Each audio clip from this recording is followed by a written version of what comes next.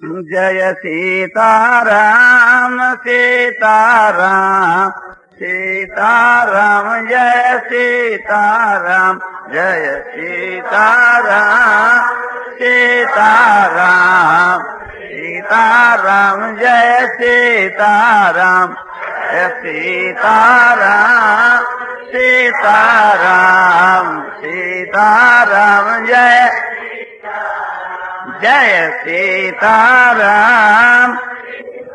और भगवान के स्वरूप आदि का मनन और श्रवण इस प्रकार से थी। भगवान की भक्ति के मां अपना चित्त लगाना चाहिए, बुद्धि लगानी चाहिए, इंद्रियां लगा देनी चाहिए और उत्तम कर्म भी करने चाहिए, जिनकी संज्ञा में आपको पहला बतलाई। तीर्थों के वहां आकर के उत्तम आचरण करने चाहिए, जैसे जग करना, दान देना, तप करना, सेवा करना, स्नान करना और देवताओं का मंदिरों में दर्शन करना, उपवास करना, व्रत करना, ये सभी उत्तम उत्तम काम तीर्थों में आकर के करने चाहिए। और यम और नियमों का भी पालन करना चाहिए। यम ये कि अहिंसा सत्य ब्रह्मचर्या परिग्रह यमा, ये 5 यम है। एक तो अहिंसा, दूसरा सत्य, तीसरा अस्त्य, चौथा ब्रह्मचर्य का पालन और 5वां जो परिग्रह का त्याग। तो अहिंसा का यह मतलब है कि किंचित मात्र भी किसी को कभी किसी निमित्त से कष्ट नहीं पहुंचाना, किसी की आत्मा को कभी आपने नहीं है सो दुखाना, मन से, वाणी से, शरीर से, किसी भी प्रकार से और कभी और किंचित मात्र किसी भी जीव को किंचित मात्र भी कष्ट नहीं देना चाहिए। इसका नाम अहिंसा है। इसी प्रकार से सत्य वचन बोलना, जो बात जैसी सुनी, जैसी देखी, जैसी समझी, उतनी की उतनी कहना, न कम कहना न अधिक कहना। और ये भी ख्याल रखना चाहिए कि हमारे सत्य पालन में किसी की हिंसा न हो जाए। और ये भी ख्याल करना चाहिए कि सत्य बोलते हुए भी उसके हित की बात और प्रिय बात कहनी चाहिए, थोड़ा वचन कहना चाहिए। इस प्रकार से तीर्थों के वहां आकर के सत्य वचन बोलना। और यहाँ आकर के अस्ते माने चोरी नहीं करना, दूसरे का जो द्रव्य है वो न तो ठगना और न समझो कि नजर छिपा करके लेना और न डाका डालना, जबरदस्ती भी नहीं करना। किसी भी प्रकार से किसी के धन को जो है सो नहीं लेना। जो साधु और ब्राह्मण है उनको कोई आवश्यक चीज कोई देवे, अन्न है, वस्त्र है, पुस्तक है, औषध है, कमंडल है, तो एक प्रकार से वे ले सके, किंतु वो चोरी के अंतर्गत नहीं है। चोरी तो वो है किसी की नजर छिपा करके लेवे, या किसी के ऊपर दबाव डाल करके लेवे, या किसी को फुसला कर बुझा करके किसी के दूसरे के हक को, दूसरे के धन को हम हरण करें, तो वो चोरी। तो ऐसा कभी तो नहीं करना, फिर तीर्थों में तो करना ही नहीं। सब प्रकार से ब्रह्मचर्य का पालन करना, किसी भी प्रकार से अपने वीर्य का नुकसान नहीं करना, पुरुषों को स्त्रियों से परहेज रखना, स्त्रियों को पुरुषों से। तो पुरुषों को समझो कि स्त्री का न दर्शन करना, न स्पर्श करना, न उससे अश्लील बातें करनी, और न हंसी मजाक करना, न एकांतवास करना, और न स्पर्श करना, और न एक प्रकार से उसे रमण करना। किसी भी प्रकार से उसे संबंध नहीं जोड़ना। बहुत जरूरी बात है, भगवत विषय की बात है, तो एक प्रकार से अपने माता बहन के समान समझ करके और वार्तालाप आप कर सकते। और परिग्रह का त्याग करना। परिग्रह जैसे स्वाद है, शौकीनी है, ऐश है, आराम है, भोग है, विलासिता है, जितने एक प्रकार से समझो कि पदार्थ, भोग पदार्थ है, इंद्रियों के भोगने के योग जितने जो पदार्थ हैं, उनका जो इकट्ठा करना, संग्रह करना भविष्य के वास्ते, वो एक प्रकार से उचित नहीं। इस ऐसा समझ के उनका सर्वथा त्याग कर देना, केवल शरीर निर्वाह की दृष्टि रखना। तो भगवान कहते हैं शारीरम केवलम कर्म कुर्वन् नाप्नोति किल विषम। केवल शरीर निर्वाह मात्र के लिए कर्म करता हुआ पुरुष कभी किल विष माने पाप को प्राप्त नहीं होता है। भोग की दृष्टि का त्याग करना चाहिए। ऐश आराम की दृष्टि से संसार के पदार्थों का जो भोग करता है, संग्रह करता है, भोगने योग्य पदार्थों का जो संग्रह करता है, इकट्ठा करता है, उसी के त्याग का नाम समझो कि अपरिग्रह, परिग्रह का त्याग करना, संग्रह का त्याग करना। ये 5 यम है, इनका यहाँ अच्छी तरह से पालन करना चाहिए। और 5 नेम है, वो 5 नेम धारण करना चाहिए। तीर्थों के में आकर 5 नियम यह है कि शोच संतोष तपस्या स्वाध्याय ईश्वर परिधानानि नियमा। एक तो शौच है कि बाहर भीतर की पवित्रता, बाहर की जो पवित्रता है वो तो गंगा जल से हो जाती है, गंगा की मृतिका और गंगा जल, इससे अपने बाहर की शरीर की पवित्रता, शौचाचार और एक सदाचार है, ये भी बाहर की पवित्रता है। सदाचार का मतलब ये है कि सबके साथ में उत्तम व्यवहार करना, सबके साथ में उत्तम व्यवहार करना, ये सदाचार है। और पवित्र भोजन करना, ये बाहर की पवित्रता है। तो आहार व्यवहार और स्नान आदि के द्वारा अपने शरीर को शुद्ध रखना, ये बाहर की पवित्रता। और भीतर के वहां जो काम क्रोध लोभ मोह राग द्वेष आदि जो बहुत से इकट्ठे हो रहे हैं, बहुत से पाप इकट्ठे हो रहे हैं, उन सब का नाश करना, ये भीतर की पवित्रता है, इसका नाम शौच। और दूसरा संतोष, अनिच्छा से परिच्छा से जो आकर के प्राप्त हो जावे, बस उसी के वहां तो आनंद मानना। यदि इच्छा लाभ संतुष्ट हो, जो कुछ आकर प्राप्त हो जावे ईश्वर इच्छा से, उसी में संतुष्ट रहना, इसका नाम संतोष है। लड़का मर गया तो आनंद, पैदा हुआ तो आनंद, लाख रुपये चले गए तो आनंद, और मिल गए तो आनंद, अपने शरीर में रोग बीमारी हो गया तो आनंद, और मिट गए तो आनंद। माने हरी इच्छा से, भगवान की इच्छा से जो भी आकर के प्राप्त हो जावे, बस उसी के बीच के मन तो आनंद माना, इसका नाम संतोष। तो संतोष तब का मतलब है कि अपनी इंद्रियां, मन बुद्धि, इनका संयम, इसका नाम तप है। मन को अपने कंट्रोल में करना, बुद्धि को कंट्रोल में करना, इंद्रियों को कंट्रोल में करना, अपने वश में करना। और समझो कि एकादशी का व्रत करना, पूर्णिमासी का व्रत करना, समय समय के ऊपर उपवास जो करना, ये भी तप के अंतर्गत ही है। और भारी से भारी भी आपत्ति आ जाए तो अपने धर्म का त्याग नहीं करना, इसका नाम भी तप ही है। तो मन, इंद्रियां, वाणी, शरीर, इन सब जो है एक प्रकार से धर्म के पालन रूप तप से तपा करके इनको शुद्ध बनाना।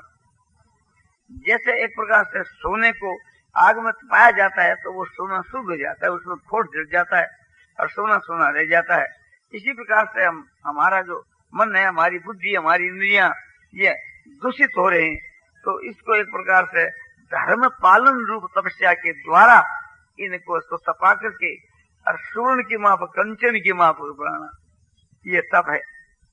तो एक प्रकार से धर्म के लिए कष्ट का सहन कर।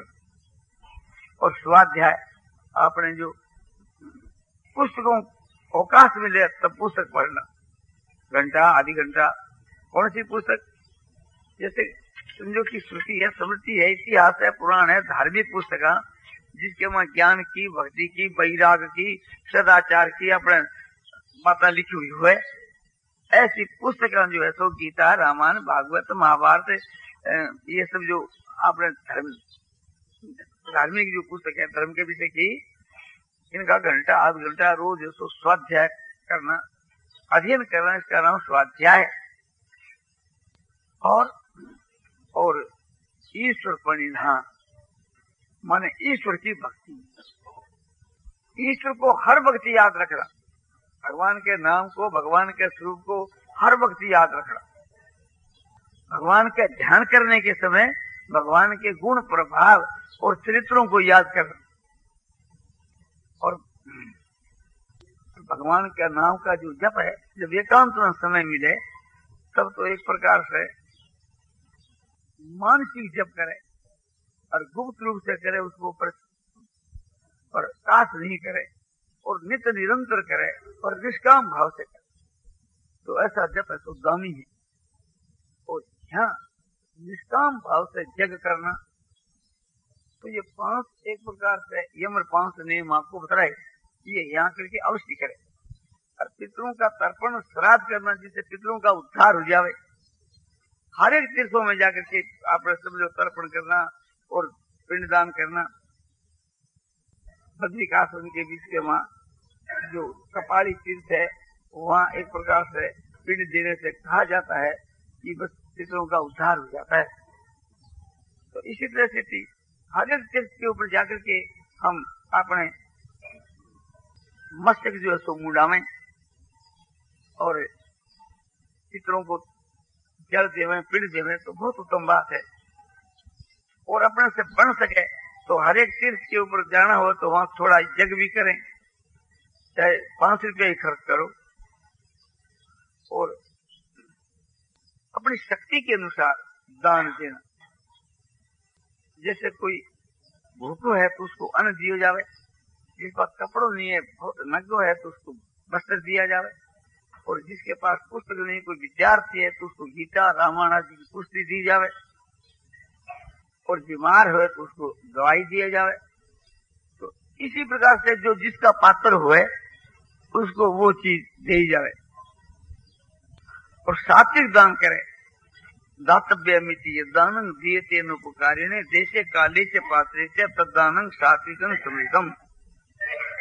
भगवान ने गीता की 17वें अध्याय के 20 श्लोक में ये बात कही। इसका ये अर्थ है कि देना ही कर्तव्य इस बुद्धि से दिया जावे, और वैसे बदले में कोई काम नहीं दे, प्रत्युपकार नहीं चाहते, यानी प्रत्युपकार के प्रति नहीं देकर के जिससे अपना कोई प्रयोजन नहीं, निष्काम भाव से देवे और देश काल पात्र को देख करके देवे, कर्तव्य समझ करके देवे। उत्तम देश, उत्तम काल, उत्तम पात्र। एक तो उत्तम देश ये समझा जाता है कि जैसे तीर्थ स्थान है तो वो उत्तम देश है, और उस तीर्थ स्थान के ऊपर ग्रहण है, सोमवती अमावस्या है, गतिपाक है, तो ये पर्व का दिन है, ये उत्तम काल है। और जिसको दिया जावे, पात्र को दिया जावे, तो जिस चीज का जो पात्र हो उसको वही चीज दी जावे। तो ये देश काल पात्र को देख के देना एक प्रकार की व्याख्या बतलाई। दूसरी प्रकार की व्याख्या यह है, पहली में तो पात्र देखना चाहिए जो सदाचारी हो, विद्वान हो, सद्गुणी हो, ऐसा कोई ब्राह्मण हो उसको दिया जावे, वो पात्र है। और दूसरी व्याख्या के बीच के वहां देश काल पात्र की व्याख्या यह है कि उस देश के वहां दान दिया जावे कि जहाँ कोई भी देने वालों नहीं है, आवश्यकता है, कहीं अकाल पड़ गई या भूकंप आ गयो या लाय लग गई या कोई बाढ़ आ गई या कोई प्रकार की विपत्ति जगह घट गई और कोई उस के बीच के वहां देने वाला दाता नहीं है, तो वो देश पात्र है। और वो काल पात्र है कि जिस समय के बीच के वहां अपने चीज को अभाव हो गयो, जैसे कोई जगह काल पड़ गयो और काल पड़ने से वहां चीज पैदा कम हुई तो प्रजा जो है सो मारी भूख की मर रही है, तो वो समय एक प्रकार से दान को समय है। और उसमें पात्र वह है कि जो भूखा है, दुखी है, नाथ है, अभ्यागत है, एक प्रकार से लूला लगड़ है, कोडी है और कमाने की शक्ति नहीं है, विधवा स्त्री है, जो ऐसे पुरुष है कि जो एक प्रकार से रोजगार करके नहीं खा सके, तो उनको देना, ये देश काल पात्र की दूसरी प्रकार की व्याख्या है। तो यहाँ आकर के हम लोगों को उत्तम से उत्तम कर्म करना चाहिए, बड़ों के चरणों में नमस्कार, उनकी सेवा करना, उनकी आज्ञा का पालन करना, इस प्रकार से अपने पति को पूज्य मान करके, देवता के समान समझ करके अरे की समझो की सेवा करे, नमस्कार करे, रोज उसकी आज्ञा को पालन करे, तो केवल पातिव्रत धर्म के प्रभाव से वो पति सहित उत्तम गति को चली जाती है, तर जाती है। ऐसे ही जो लड़के हैं वे अपने माता पिता को साक्षात नारायण का स्वरूप समझ करके और उनकी सेवा करे, उनके चरणों में रोज नमस्कार करे और उनकी आज्ञा को पालन करे, तो सहज में उद्धार हो जाए। इसी प्रकार से भगवान की भक्ति करने से उद्धार हो जाए, ऐसे ही अपने गुरु की, महात्मा की, ज्ञानियों की जो मन से, वाणी से, शरीर से सेवा करे, चरणों में नमस्कार करे और आज्ञा को पालन करे और उनकी सेवा करे। इस प्रकार की सेवा निष्काम भाव से की जाए तो कैसा भी पापी क्यों नहीं हो, शीघ्र उसका उद्धार। जैसे भगवान की भक्ति करने से हो जावे ऐसे उद्धार। तो यहाँ आकर के एक तो बात कही जगदान तब पुण्य धर्म इत्यादि की, और एक बात कही ईश्वर की भक्ति की, और एक बात कही तपस्या की। माने मन और इंद्रियों का जो व्यापार है उसको संयम करना, कर्मों का त्याग करना, मन इन्हें से अक्रिय बना करके तपस्या कष्ट सहन करना, ये तो एक लेन हुई कर्मों का त्याग। और एक ये लेन हुई कि खूब शरीर से कर्म करना। उनका दो भेद हो गया, एक कर्म एक उपासना। उपासना नाम भक्ति का है, मन ईश्वर की भक्ति करना। और एक है वो की ज्ञान वैराग, संसार के भोगों से खूब वैराग करना और परमात्मा का जो स्वरूप है वो विवेक के द्वारा, विचार के द्वारा समझना। एक या लेन है। तो ये सभी एक प्रकार से कल्याण करने वाले हैं। तो ये जो आपने दान है इसकी अपेक्षा ईश्वर की भक्ति बहुत जोरदार।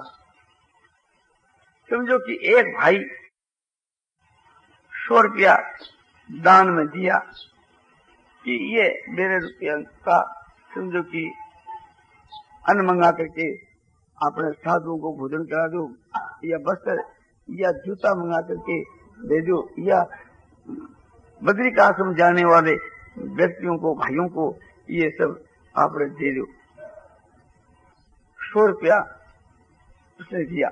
और दूसरा एक भाई उनका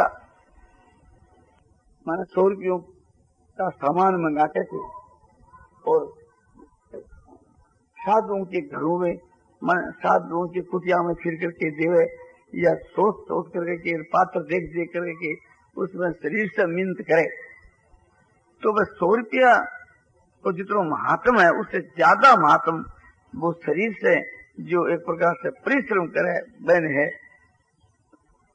और इससे भी बहुत ज्यादा फायदो जो है सो भगवान की भक्ति में, ज्ञान में। एक आदमी समझो कि आपने 1,00,000 रुपया दान कर दिया और एक आदमी एक दिन भगवान के भजन ध्यान के वहां अपने मन लगा दियो, तो एक दिन की तो बात ही क्या है, भगवान के वहां जो मन लगा करके भजन ध्यान करे तो 1 घंटा भी भजन ध्यान करे तो उसके मुकाबले में न 1,000 रुपया न 1,00,000 रुपया। इसी बात को लेकर के जो यहाँ भाई लोग जो आते हैं और वे एक प्रकार से अपने पुण्य धर्म के वहां अच्छे काम में, सेवा में रुपया लगावे। कोई भाई हो तो समझो कि आने वाले भाइयों के लिए कोई मकान बना दियो, कमरों बना दियो, कोई चीज बना दी, और वे आकर के यहाँ ठहरा सत्संग के बीच के वहां सत्संग करो। तो इन सब से भी एक तो सत्संग के लिए इंतजाम कर देवे और एक भगवान के विषय की बातें सुना करके सत्संग में उनकी प्रवृत्ति कर देवे, भगवान की भक्ति में उनको लगा देवे और भगवान को भजन ध्यान की क्रिया बतला दे हुए भजन ध्यान करने लग जावे, ईश्वर की भक्ति करने लग जावे। तो ईश्वर की भक्ति के समान और दूसरी वस्तु ऐसो नहीं है, दूसरी वस्तु नहीं है।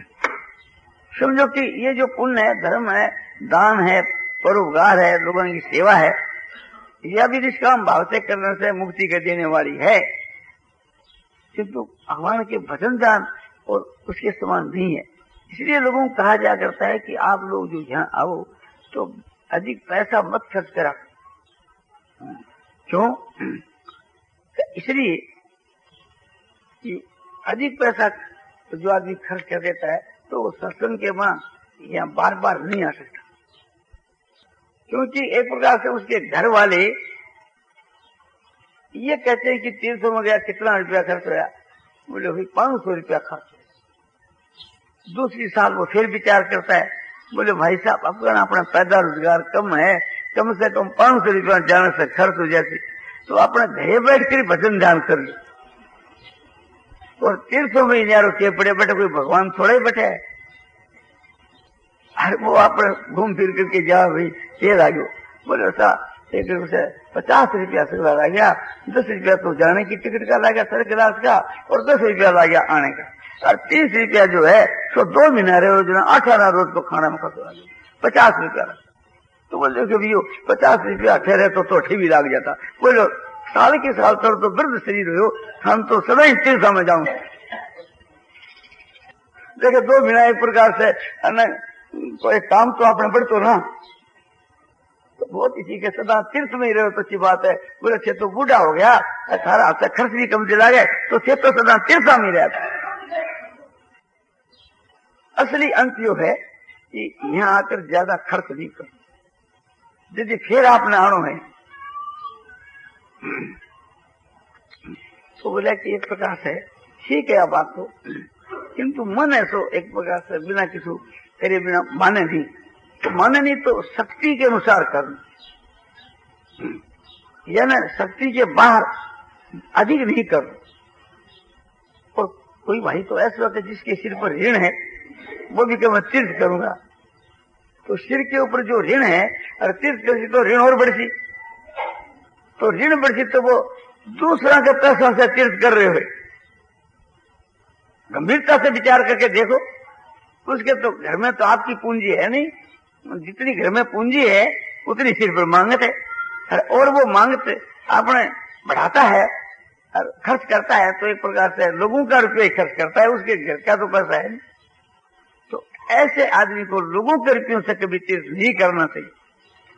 बोले कोई आदमी तो समझो कि तीर्थ करते हैं ना, तो उसे तीर्थ में दूसरों से रुपया ले लेते हैं, उधारा कोई दान कोई किसी प्रकार से, तो दूसरों का रुपया लेकर तीर्थ करना तो और भी नीचे दर्जे की चीज है, और भी नीचे दर्जे की चीज। बोलो कि यदि ब्राह्मण हुए, साधु हुए, तो उनके पास वह तो रुपया नहीं है, तो उनके लिए भी नीचे दर्जे की चीज है क्या?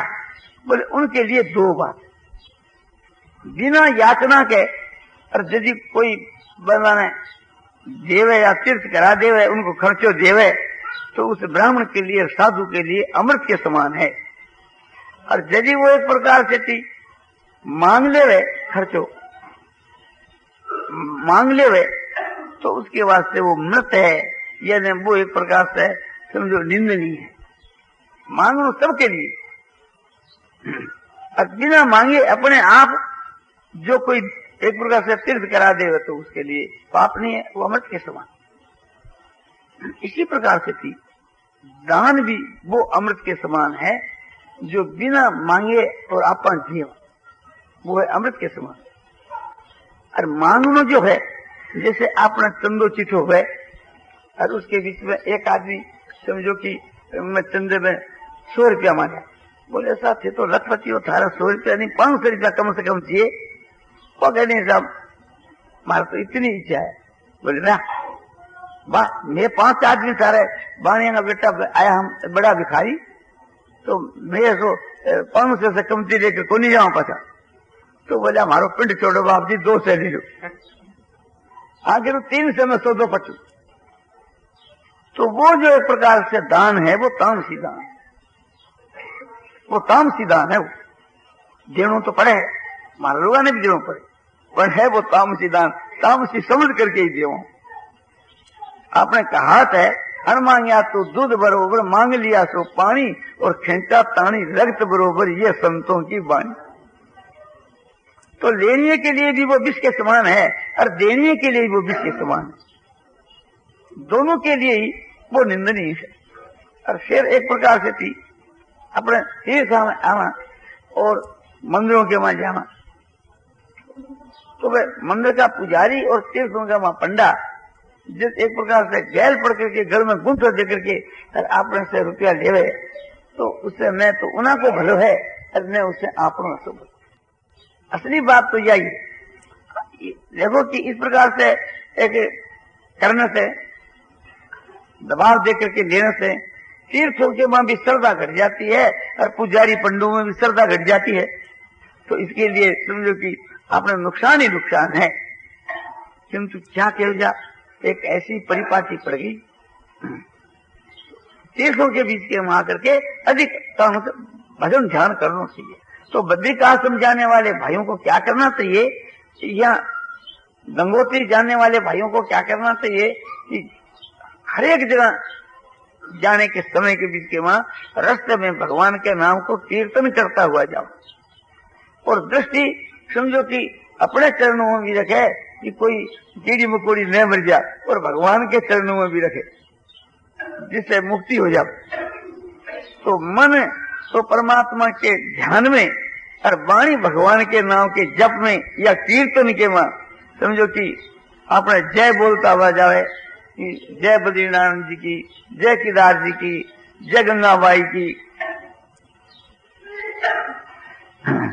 इस प्रकार से तो तीर्थों के वहां जिस प्रकार से पुण्य करने से वो अनंत हो जाता है, विस्तार को प्राप्त हो जाता है, इसी प्रकार से पाप के विषय में समझना चाहिए। या कोई आकर के पाप करता है तो वो भी अनंत हो जाता है। तीर्थ में तो यह सामर्थ्य है, कोई भी काम करो वो उसको अनंत कर देवे। तो जो कोई भाई यहाँ आकर करके झूठ बोलता है, चोरी करता है, व्यभिचार करता है, जुआ खेलता है, मद पीता है, मांस खाता है, कोई भी पाप कर्म करता है तो वो भी उसका अनंत हो जाता है। जैसे गंगा है तो गंगा के वहां स्नान करने से और गंगा जल का पान करने से और गंगा के दर्शन से भी मनुष्यों के पाप नाश होते हैं। किंतु गंगा में कोई पेशाब करे, कोई टट्टी जावे तो वो घोर नरक में जावे। हर एक जगह अपन टट्टी जाओ में कोई इतना पाप नहीं है, और गंगा के वहां यदि एक प्रकार से कोई टट्टी बैठे तो बड़ा भारी पाप है। तो यहाँ आकर के गंगा से दूर जाकर के टट्टी पेशाब ऐसा करना चाहिए। तो गंगा के बाद दातुन नहीं करना चाहिए, गंगा के बाद समझो खंकार नहीं फेंकना चाहिए। अपनी धोती जो है वो भी एक प्रकार से गंगा के वहां पानी नीचे होकर नहीं गिरना, गंगा के किनारे थोड़ा उड़े आकर के पानी गिरना चाहिए। फिर वो पानी चाहे गंगा का वहीं चले जाओ, पर मेरे को मान रखना चाहिए। और गंगा जी के जल को स्नान करने के समय पहले गंगा जी के जल को मस्तक पर धारण करे, साष्टांग नमस्कार करे, तरना मत लेवे, पुष्प चढ़ावे। इस प्रकार से गंगा जी की पूजा करके फिर गंगा जी के वहां स्नान करे। तो गंगा में स्नान करने को बड़ा भारी महत्व है। उसी प्रकार बड़ा भारी पाप है गंगा के वहां जो पेशाब करना या टट्टी जानो। जैसे कोई महात्मा पुरुष है तो उनकी सेवा करना बड़ा भारी पुण्य है, तो एक प्रकार से उनको तिरस्कार करना बड़ा भारी पाप है। जैसे तुलसी है तो तुलसी में जल ढाला तो बड़ा भारी एक प्रकार से उनको पुण्य है, और मैं पेशाब करे तो उनको बड़ा भारी पाप। तो हर एक काम में यह बात समझ लेनी चाहिए। तो इसलिए अपने तीर्थों के बीच के वहां करके कोई किंचित मात्र भी पाप तो करना ही नहीं चाहिए। यदि आपसे पुण्य नहीं बढ़ती के वहां में तो पाप तो बिल्कुल करना ही नहीं चाहिए कि हे भगवान मेरे द्वारा कोई अच्छो काम नहीं हुए, पुण्य कर्म नहीं हुए, तो प्रभु आप दया करियो कि मेरे से पाप भी नहीं हुए, इतनी तो आपने रक्षा करें। ऐसे तीर्थों में आकर अपना समय बिताना चाहिए। नारायण नारायण नारायण श्रीमन नारायण नारायण।